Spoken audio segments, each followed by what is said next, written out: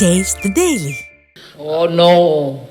No, those who are in rural areas and women who are less educated or less exposed have a lot more confidence than you and I.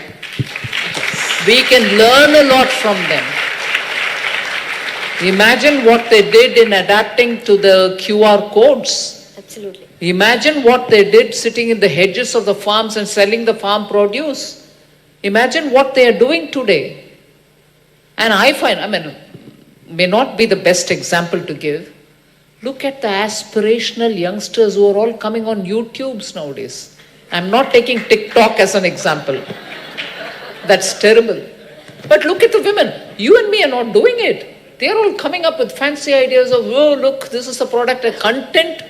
I didn't know content creators are all from Bareilly, Tumkur, Putanampatti. Amazing, man. So, yes, they're far ahead of us.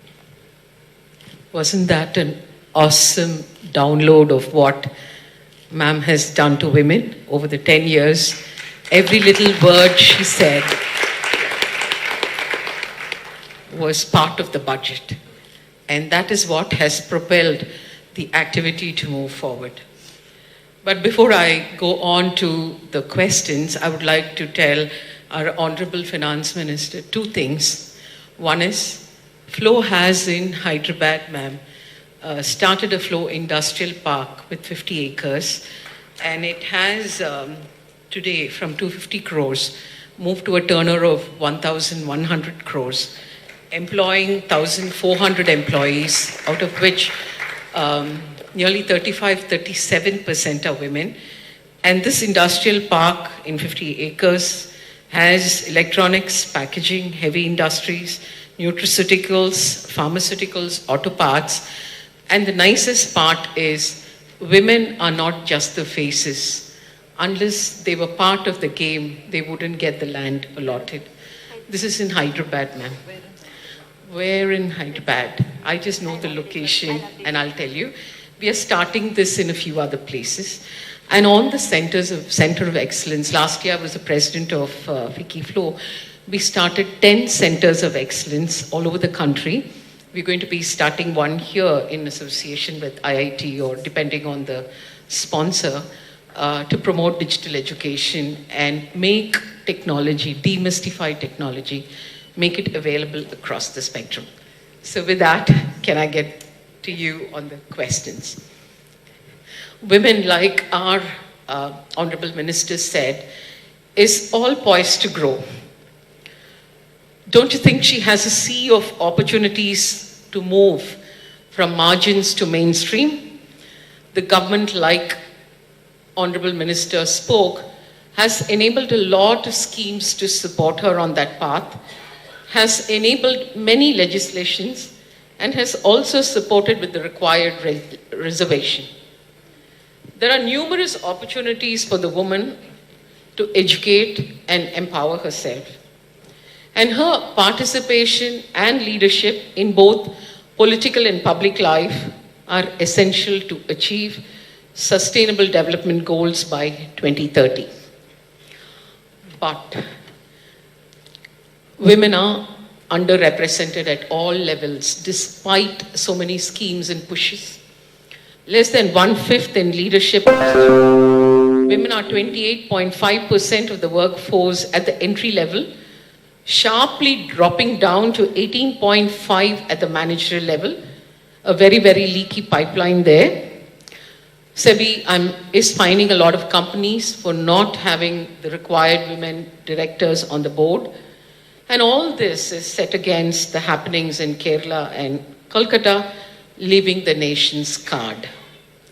Now I go to the topic to ask you, ma'am, despite so many opportunities, despite so much of support, where and what are the unseen barriers which all of us should work towards and make this movement a faster game? My second one is, this would help Viksit Bharat 2047. We at Flow, what do you think, ma'am, that we could work towards with you to achieving this? I'm not sure there is a straight answer. but I'll try to sort of do some guess. And sometimes it can be a bit blunt. See, not just because I've recited the different types of measures which the central government has taken, many states are taking their own measures. But eventually, 500 of you all are here. Many are not here. Similarly, I think it is women who will have to come out to do things. And in that, I don't fault women. Because we are still in that cusp where balancing the family and also contributing on your own with the skills and the knowledge and the learning that you have acquired, that you can do, is still a matter of every individual balancing for themselves. So, adula na blunta veeda uttrunga velaiku vaanga na solla maten. We'll have to do the balancing. It is important that, women's contribution in labor force in India will have to be looked at with Indian perspective. Whereas in the West, everybody leaves the house and goes and contributes each one for a productive contribution. And they eventually also have a support mechanism. When there are elders in the house, there is a hospice or a place where they can be left and work can be done unendingly by male and female. But India's system is very different. We don't measure, and I'm not saying we should, we don't measure the contribution of women in a household. I'm not driving the debate of, then monetize that. No, I'm not even getting into that. That's another big area in which I think each one of us will have to make up our minds. So, where you're able to balance, where you have the support systems, where you know how to get out of it, it is important to come out and do. And that's where the decision is singular on you. Nobody is going to help you make the decision. The government steps can give you the confidence. All right, there's some mechanism. If there is something wrongdoing happening to me, I can seek justice. There is representation. My products will be bought. My children can go to Sainik schools. If I want to send somebody abroad, there is way in which subsidized loans are being given. Things like that. But it is for us to make up our mind. Absolutely, ma'am. So that leads me to ask you the next question, which would then mean that dynamic and the evolving landscape of women leaders and entrepreneurs, I'm talking of both of them, leveraging of emotional intelligence moves crucial. Now that seems to be a driver at home if you really want to move forward. That seems to be a driver at corporate houses, and possibly, I have no visibility into politics, so emotional intelligence possibly plays a role at every aspect. So gone are the days where you're academically brilliant, your IQ is great, gone are the days where you know to handle people, your social intelligence is good. EQ seems to play a very big role. And not just, if you say 25% of each, the last 25% seems to rest on marketing these 25%. If a woman really needs to, I like you, I don't believe in crashing any ceiling. The ceiling is within your mind and it's trapped in you. So if a woman has to rise, if a woman has to break these unseen barriers, how do you think she has to emotionally, socially move forward, ma'am, in your experience? There's nothing different for us as different from men. Even men have their emotions. Only I think because they've been in public open spaces for too long, they know what chalta hai is, what gets done, what is acceptable. Kya chalta hai. Whereas women, I think, have not seen their role yet completely about where your EQ will have to be drawn as a fine line and where you have to come out to be a part of a larger team. So it is more exposure which will give you that strength, and it will happen. Just one little one. See, this works with educated lot. Still, if you go to... Oh no. No. Those who are in rural areas and women who are less educated or less exposed have a lot more confidence than you and I. We can learn a lot from them. Imagine what they did in adapting to the QR codes. Absolutely. Imagine what they did sitting in the hedges of the farms and selling the farm produce. Imagine what they are doing today. And I find, may not be the best example to give. Look at the aspirational youngsters who are all coming on YouTubes nowadays. I'm not taking TikTok as an example. That's terrible. But look at the women. You and me are not doing it. They're all coming up with fancy ideas of, oh, look, this is a product, a content. I didn't know content creators are all from Bareilly, Tumkur, Putanampatti. Amazing, man. So, Yes. they're far ahead of us. No, ma'am, I was just trying to ask, we need to reach all these schemes to them, and the role I think Flo can make in that space Absolutely. is phenomenal. Now, to Divya, what would you That was want- very insightful, ma'am. I think as someone who holds such a prominent position in public life, there's constant media scrutiny. But I'd like to ask a question that is a little bit more on a personal note. How do you deal with self-doubt? Do you ever have self-doubt or criticism? How do you deal with it? What would be your word of advice to the people here? Oh, criticism is every day, every minute. And you were very gentle to say media. You should also add a social to it. What's happening in the social media? Yeah. You have it every morning, every afternoon, every evening. Now it's, everybody is there, out there to tell you what you should do. So, being a very prominent person and a very powerful person, ma'am, what is a day in the life of Srimati Nirmala Sitharaman? How do you start and end your day? Take us through your day in this avatar. Start with newspapers, end with social media.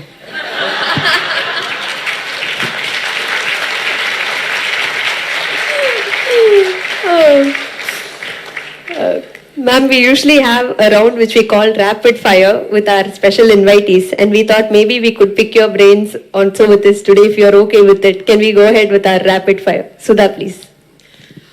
Ma'am, we all know from YouTube what you stand for as the finance minister for so many years. What we would really love to know is the personal Madam Nirmala Sitharaman. So that's the basis of my question. You can push me back anytime if I'm crossing lines.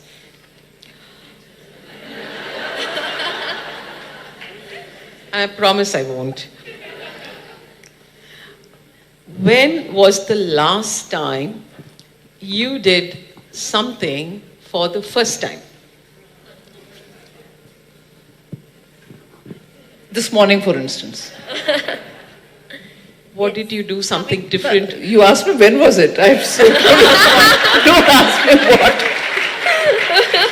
This morning, actually. We'll take it there. And what are the 3 things that no one knows about you? How do I know that? 500 people in this audience. How do I know that you don't know? This is like Vedanta. We can give it a try, ma'am. We may not know. Very difficult, yeah. I need a guru for this. Very difficult. I should prompt. Your personal interests, we may not know. No, I think it's all out in the public. All Music, books, cooking, traveling in the mountains. You don't know it. Any special trekking, lovely things that you'd like to share with us? Oh, I've had very good experiences from my student days. In fact, very recently I was telling somebody when I was in JNU, I had gone for 3 full weeks to Ladakh.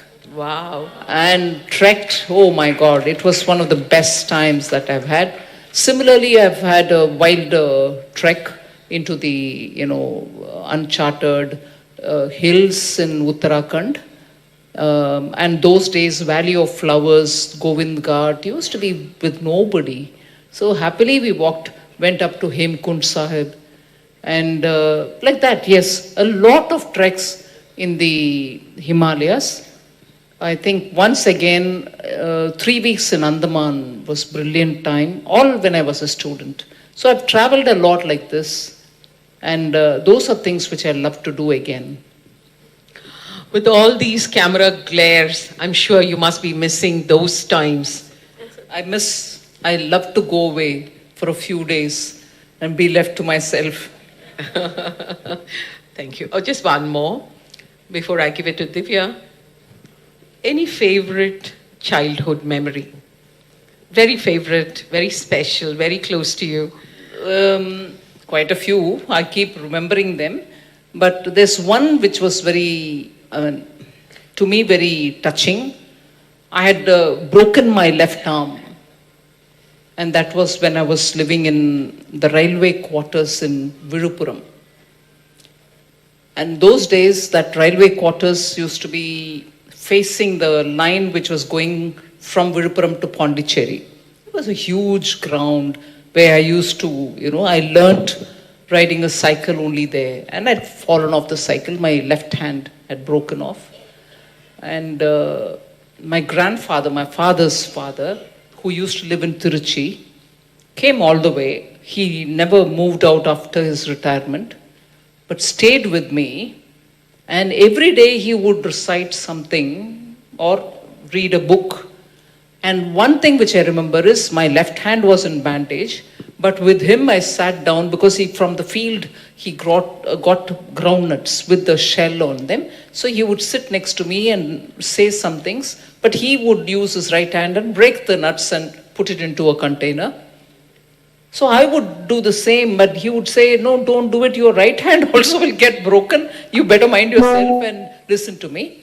But I distinctly recall that every now and then because your grandparents can never be replaced. They are each one such great people. And that is one thing which comes to my memory very often. Some relationships are very, very special, especially with grandparents. Divya? Your mic. What is tougher, ma'am? Working and delivering a budget or addressing the post-budget media? Sitting in front of Vicky Flo and answering this. What do you really miss most about everyday life and living? I used to love to do my own business, go to the market, buy my own vegetables or books, bookshop, or just walk around or visit a friend. Not possible now. I tried doing it once in Chennai and it became a bit of a, what becomes a nuisance is they suspect when a politician does all this, it's drama. Or they suspect that I would have done something exploitative. I would have bought the vegetable and not paid for it. No, but honestly, the very next day, I saw in a newspaper, that particular newspaper's journalist went in search of that dukan and asked that woman, did she pay you? How much did she pay? How did she pay? And did she pay the full amount or did she pay? And he promptly reported it, I must say, honestly. But these are things which I can't imagine. Obviously, I won't buy a vegetable without paying the person. But world has become like that. So today they want to make a story of that because it's quite, spicy to write, oh, the finance minister came, bought vegetables, but didn't pay. What a news, Andhra, Tamil Nadu or Delhi? Oh, each for itself. Andhra has great things for me. Tamil Nadu, of course, very strong memories. Delhi's been my karma bhumi. So. Great. Lovely. Ma'am, we're so comfortable sitting and talking with you. You're so warm, so affable. We've also seen you on the floors of the parliament with your voice so logical, so clear, and so sure. Between this spectrum, would you like to define your leadership style? It's a bit difficult because even to me, it'll sound a bit, favoring myself like or flattering myself like, but I would aspire to be, and I try to be, I make efforts to be. You have to be blunt, you have to be, frank, but you have to have decency. You can't speak nonsense. Speak with facts, speak well, speak with affirming details, but never be indecent. I'll strive for that. You may want to hit at an opponent when you're discussing the matter, but after that you don't need to carry the enmity. You can always say, hi, what's happening? When you meet them in the corridor. You don't need to carry the bitterness through. That's a second.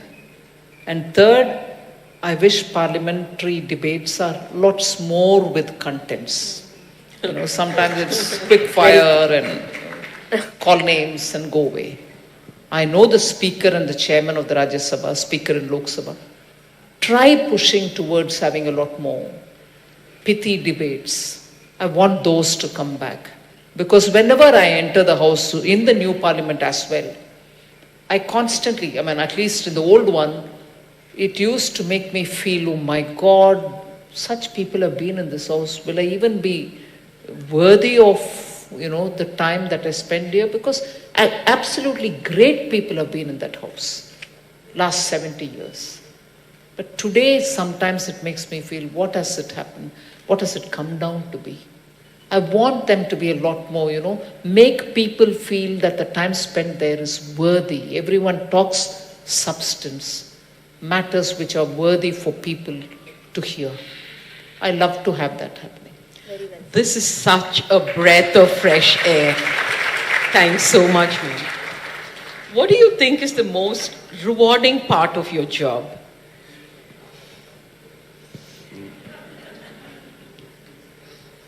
I think as an individual you become better. Beautiful. Because the kind of roasting you have, the kind of thrashing you get, and also the kind of, sometimes you can answer, sometimes you can rebut, but you can't. Because I used to quote this once earlier, once or twice. I was in London, and around that time, I'm quoting an example from Pakistan, but it applies to anybody. Benazir Bhutto used to be the head of Oxford University Union, and what kind of speeches she used to give. Issues of the global south, issues of students, issues of the world and everything else. But the moment she came back to Pakistan and got elected, she would fumble for words. She wouldn't answer, or she would, go around in circles. And I was watching this and I used to think, what has happened over here? She used to speak so powerfully. She used to sort of, to the point, hit at people. Why is she not able to answer? But I can tell you, I'm not comparing myself with anybody. When you're in the opposition, you can have all the firepower. You can accuse, you can allege, you can sometimes even do things without fundamental data in your hand. But even with fundamental data and reason and logic in your hand, when you are in the government, you just cannot speak sometimes. And that makes you feel, inside I used to feel very angry. Saying, why the hell can I not say? Why can't I come and explain? But today I realize that silence sometimes has great strength. And as an individual, therefore, I feel it's changed me a lot. Beautiful. Ladies and a few gentlemen here, it takes me to the last question of today. We know her as the woman with numbers like this, statistics like this, a very thorough, strong exterior, a woman who can handle any situation, anything. But beyond all this,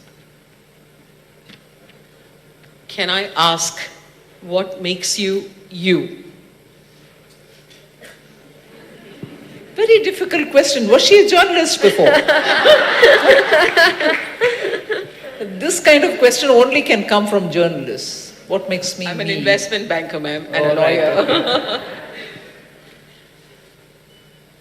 I really don't know. My upbringing maybe, which gives this rigidity in certain things, not to compromise on integrity, not to be, or to be above board always, not to be blamed for things which you should have thoughtfully done and avoided. These are very much part of my upbringing, so I can't change. A lot of people have commented saying, you look like a headmistress, you talk like a headmistress. I'm sorry, yes, probably. Far from it this evening. I'm sure all of you will vouch. Yes, huge round of applause. Headmistress? Not at all. I said far from it. Oh, okay. So, these are observations which I've heard from people, that you're too tough, you're too rigid, you're too, stern. Maybe I think as a woman in politics, as a woman living alone in Delhi, far away from my, Maike or Sasural, பிறந்த வீடு புகுந்த வீடெல்லாம் விட்டுட்டு எங்கேயோ போய் டெல்லியில் இருக்கும்போது நம்ம தற்காப்புக்கு சிலதெல்லாம் பண்ண வேண்டியிருக்கு. So, very different from what I would love to be, but that's it. That's me.